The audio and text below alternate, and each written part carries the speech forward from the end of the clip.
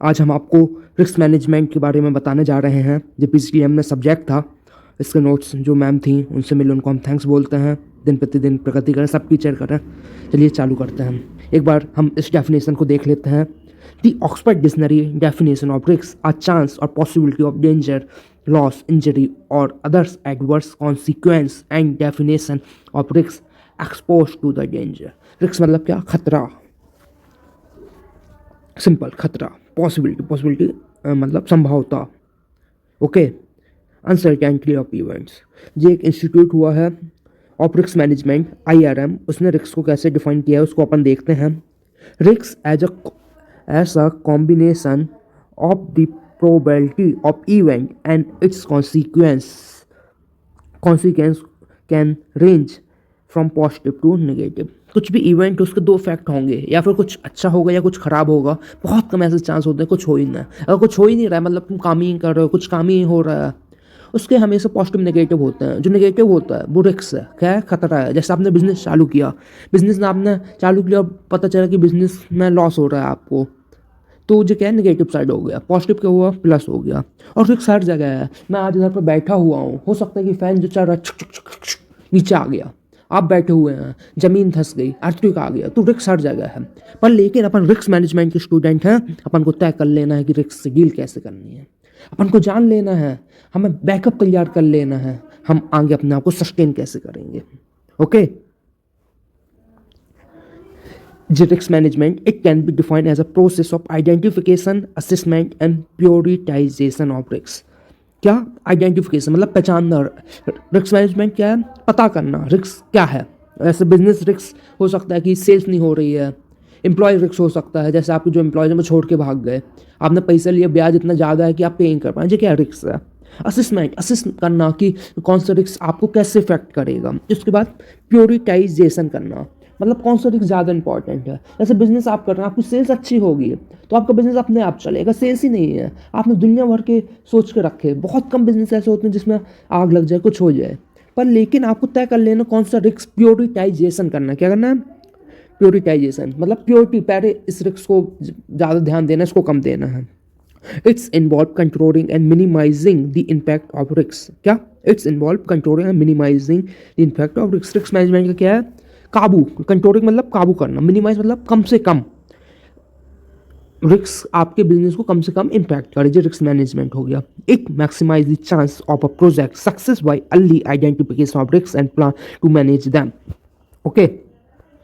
The objective of risk management project are increase probability impact positive event, decrease probability impact event adverse the project. इधर पर इस point में सिर्फ इतना कह रहे हैं, उसका क्या ऑब्जेक्टिव मतलब क्या मकसद, क्या उद्देश्य क्या है। जो अपन को पॉसिबिलिटी इंक्रीज करना मतलब संभावना इंक्रीज करना अच्छे के लिए, जैसे हम और ज़्यादा सेल्स कर रहे हैं। और किसके लिए डिक्रीज प्रोबेबिलिटी करना? जो बिजनेस के लिए एडवर्स, जो खराब है, जो नेगेटिव रिजल्ट डालते हैं, उसको बचना क्या है? रिस्क मैनेजमेंट का संभावना है। जे इधर पर principles of risk management YISO, ये एक संस्था है, उसके द्वारा दिया गया है। It should address uncertainty. जो आपकी रिस्क मैनेजमेंट है वो क्या उसमें ध्यान रखना चाहिए? जो अनसर्टेन, क्योंकि जिंदगी का कुछ भरोसा नहीं है, कल कुछ भी हो जाए कोई नहीं जानता है। It should B systematic and structure. जो रिस्क मैनेजमेंट होना चाहिए वो सिस्टम के साथ चलना चाहिए। ऐसा नहीं कुछ भी हो रहा है, सिस्टम के साथ चलोगे तो हमेशा फ़ायदे में रहोगे। एक स्ट्रक्चर मतलब एक तरीका होना चाहिए, एक बेस होना चाहिए। रिस्क मैनेजमेंट क्या होना चाहिए? It should be transparent and inclusive. Transparent मतलब स्पष्ट होना चाहिए, कंफ्यूजिंग मोड में नहीं होना चाहिए। इंक्लूसिव, सब फैक्टर उसमें इंक्लूड होने चाहिए। ऐसा नहीं आपने एक फैक्टर ले लियो बाकी को इग्नोर कर रहे हैं। It should be dynamic, iterative and responsive to the change. क्या? अगर कुछ चेंज हो रहा है तो हम उसमें रिएक्ट कैसे करेंगे।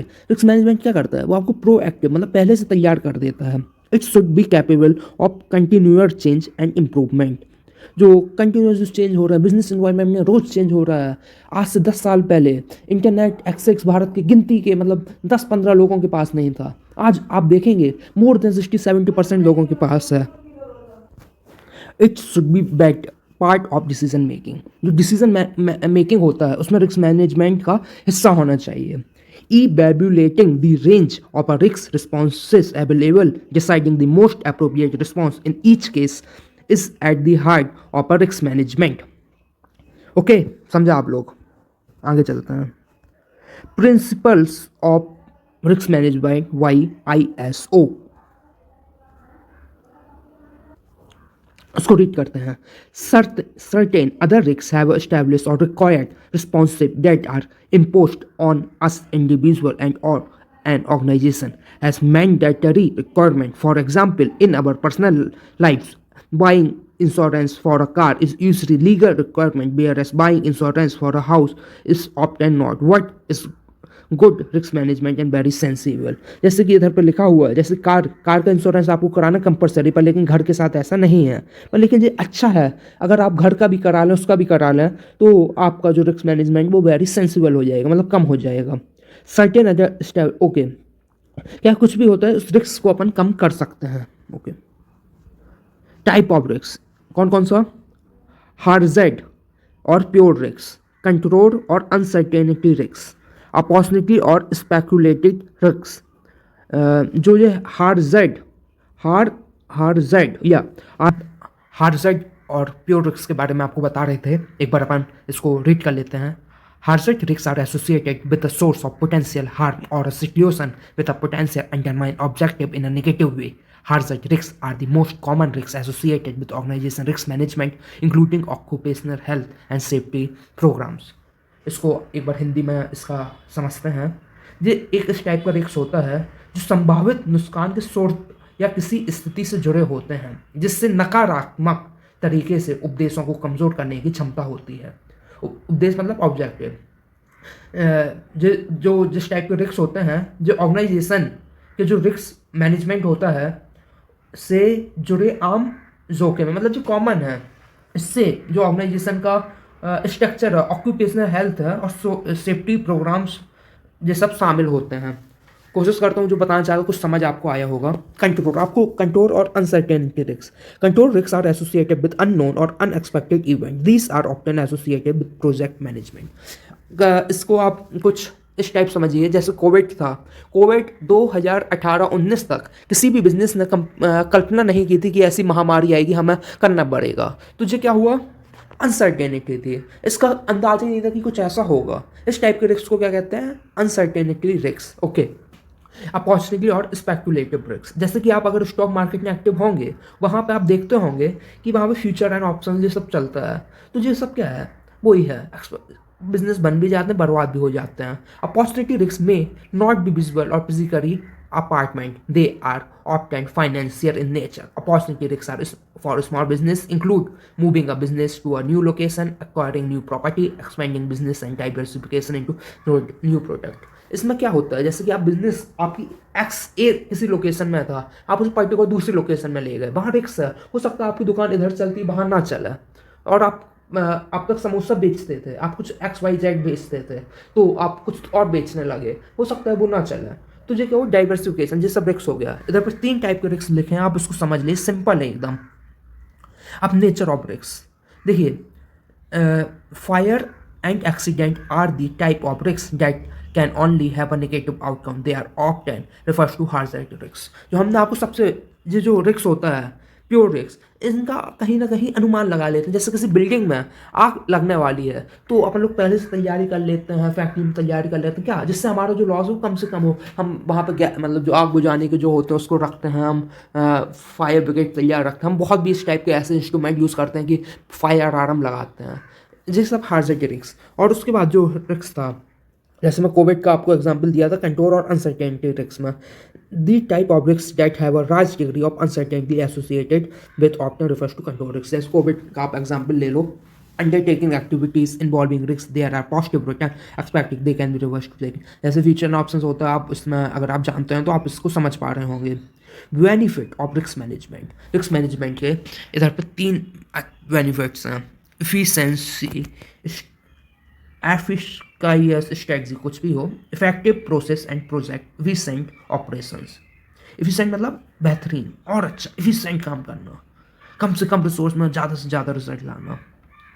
अब इधर पे हम रिस्क रजिस्ट्रार, इसमें एक टाइप की क्या है, ये एक टाइप की डॉक्यूमेंट, उसमें क्या होता है, नेम और टाइटल ऑफ रिस्क अपन ने लिखा, scope of risk and details of possible event and dependency, उसमें अपन ने लिखा अगर ऐसा होगा तो ऐसा होगा, तो हम इसको ऐसे डील करेंगे, ऐसे डील करेंगे। नेचर ऑफ रिस्क हमने नेचर बता दिया। इंटरनल और external stake holder in the risk, जो आपके इंटरनल मतलब कि क्या, जो आपके ऑर्गेनाइजेशन में काम करते हैं वो आपके क्या है, उन सबको इफेक्ट कैसे आ रहा है, जो एक्सटर्नल स्टेक होल्डर जैसे कस्टमर हो गया, इन सब में कैसे होगा। रिस्क एटीट्यूड, एटीट्यूड मतलब सहनशीलता, आप उसे सहन कितना करेंगे। Implement risk, control standard require for the risk incident और loss experience, existing controlling mechanism and activities, ये सब जो रिस्क रजिस्टर होते हैं उसमें आप इन सबको इंक्लूड करिए। तो बताने का ऐसा मेरे को कुछ समझ नहीं आता है। Uncertainty represent deviation from the required or expected outcome. When an organization is undertaking a project such as process enhancement, the project has to be delivered on time within a budget and specification. Also, the enhancement has to deliver the benefit that are required. Deviation from the anticipated benefit of a project represent uncertainties that can only be accepted within a certain range. इसको हम एक बार हिंदी में translation देख लेते हैं। अनिश्चितता अपेक्षा या अपेक्षित परिणाम में विचलन को दर्शाती है। जब कोई संगठन कोई परियोजना जैसे प्रतिक्रिया संवर्धन शुरू कर रहा होता है तो परियोजना को समय पर बजट के भीतर विनिर्देशन के अनुसार पूरा करना होता है, गाइडलाइंस के अनुसार पूरा करना होता है। साथ ही संवर्धन को लाभ प्रदान करने के लिए अपेक्षित थे।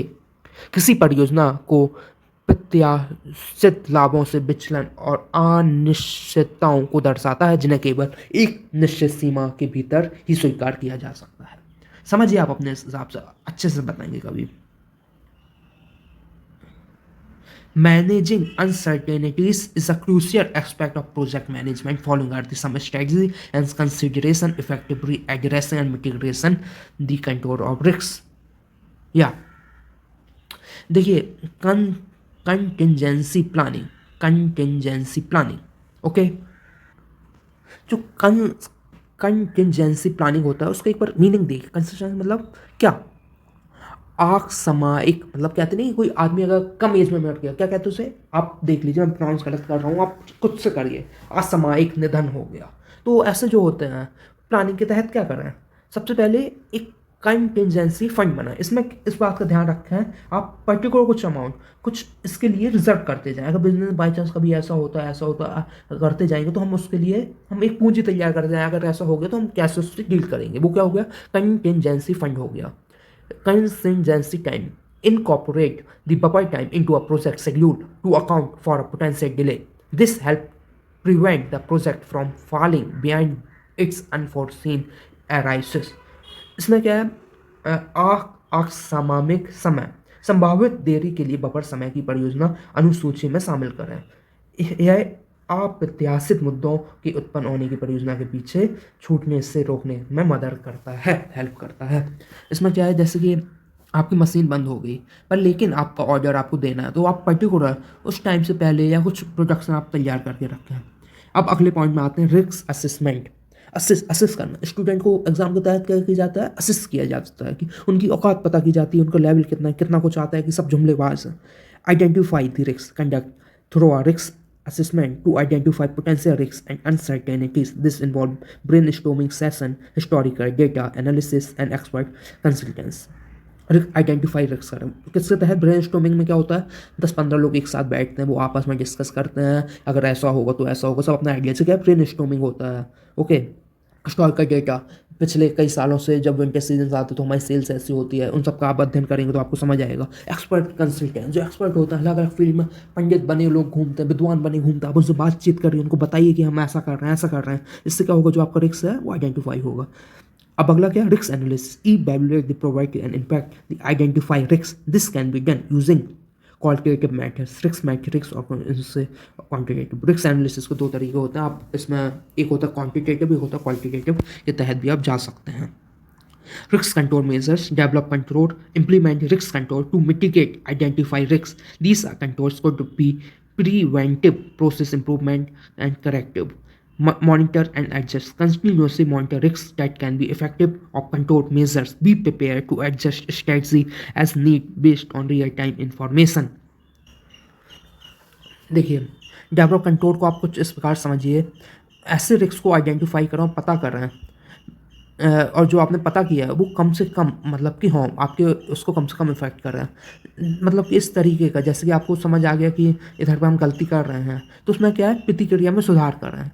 जैसे कि जो ऐसा आपको मालूम रिस्क ऐसा होने वाला, आप पहले से तैयार रहेंगे, हम इंश्योरेंस ले लेते हैं, हम पर्टिकुलर एक फ़ंड बनाते जाते हैं, अगर बाई चांस कभी ऐसा होगा हम उस फंड से बाउंस बैक करेंगे। तो क्या होगा, डेवलपमेंट रोल्स, मॉनिटर और एडजस्ट। और जो रिस्क है वो, उससे आपको कंटिन्यूस मॉनिटर करना है, ऐसा नहीं कि साल में एक बार कर लिया, 5 साल में एक बार कर लिया, उस कंटिन्यूस आप देखते रहिए। Continuously monitor risk effectiveness and control measure.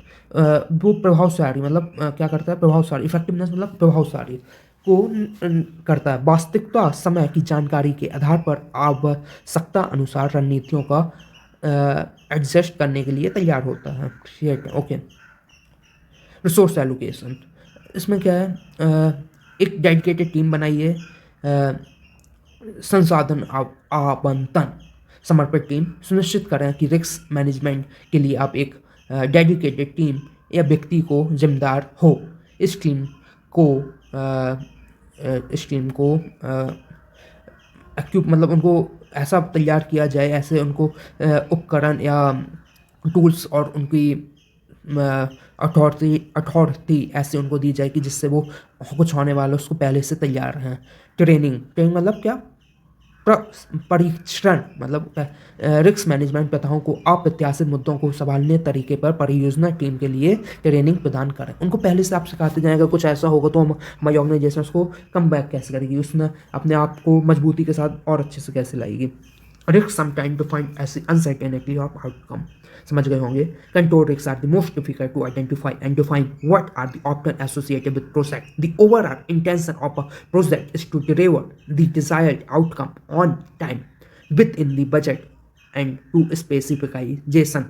Uncertainty and control risks during the construction. The exact nature of a ground condition may not be fully known until the work process. जैसे कि आपने कुछ भी construction चालू किया, किसी भी चीज़ का हो सकता है, जो ज़मीनी स्तर में क्या है वो आपको ऊपर से मालूम नहीं चलेगी, जब आप उसका कंस्ट्रक्शन करने जाएंगे तब अपन को मालूम चलेगा, काम चालू करने जाएंगे तो वहाँ दिक्कत क्या है। कंट्रोल रिस्क आर दोस्त डेट अराइसेस फ्रॉम दी अनसर्टेनिटीज। जो कंट्रोल रिस्क कहाँ से राइज होता है, जो अनसर्टेनिटी से, हमें नहीं मालूम क्या होने वाला है। As they lead to unforeseen issue such as weaker soil, contamination, archaeological finds. These risks are the part what project manager must account for when the planning executing construction project. आप इधर पर देख रहे हैं archaeological find, जैसे कि आप कुछ खोदे, आपको वहाँ पे कुछ ऐसा मिल गया, सब्बा कोई संस्कृति मिल गई, वहाँ पे मोहनजोदाड़ो का कुछ मिल गया, तो आपका क्या है वो सबमिट हो जाएगा, वो भारत सरकार ले लीजिए, क्या एक टाइप का रिस्क है। Managing uncertainties. It's unrealistic for a project manager to assume that the ground condition will be either entirely negative or entirely positive.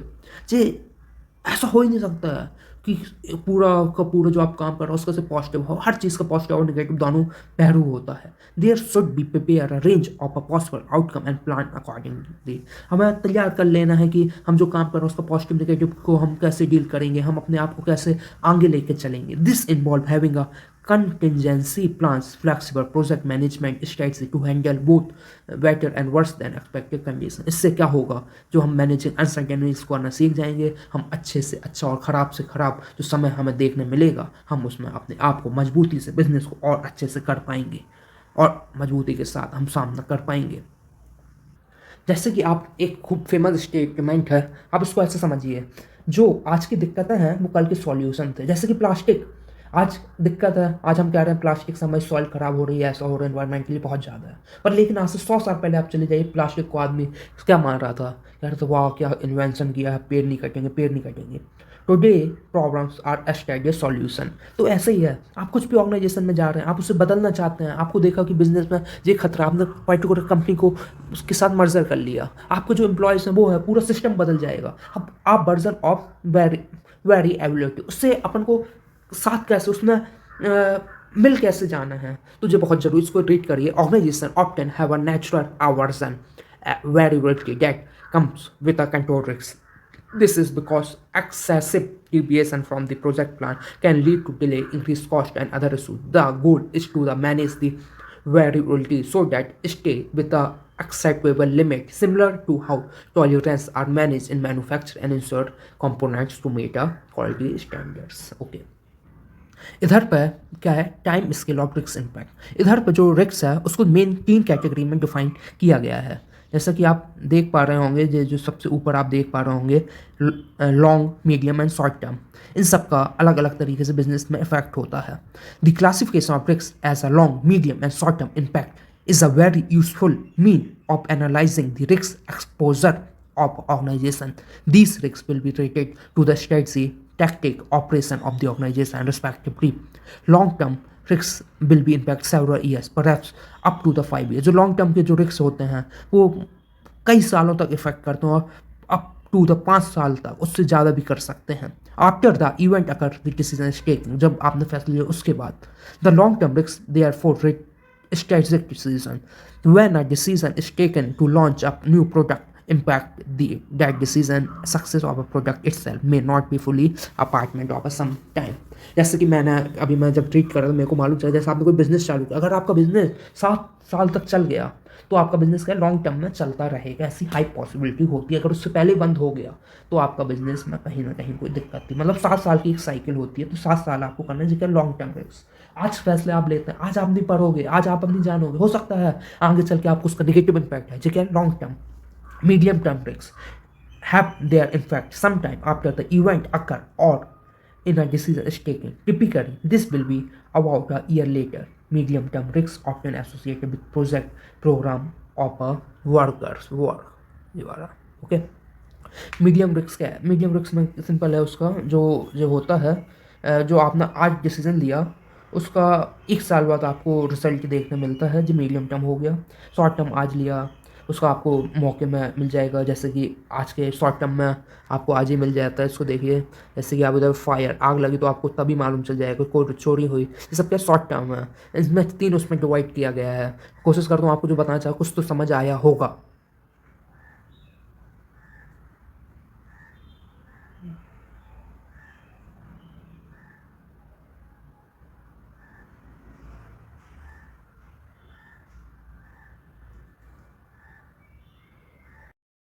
इसी के साथ मैं निश्चित जैन पन्ना वाला आपको थैंक्स बोलता हूँ, आपने सुना। और ये रेफरेंस आप एक बार देख लीजिए। बोलिए मेरे साथ, भारत माता की जय। कोशिश करता हूँ जो समझा रहा हूँ कुछ समझ आ रहा होगा। हम जीतेंगे, हम जीतेंगे, हम जीतेंगे, मन में है विश्वास, मन में है विश्वास, हम जीतेंगे, जीतेंगे, जीतेंगे, जीतेंगे भैया, जीतेंगे।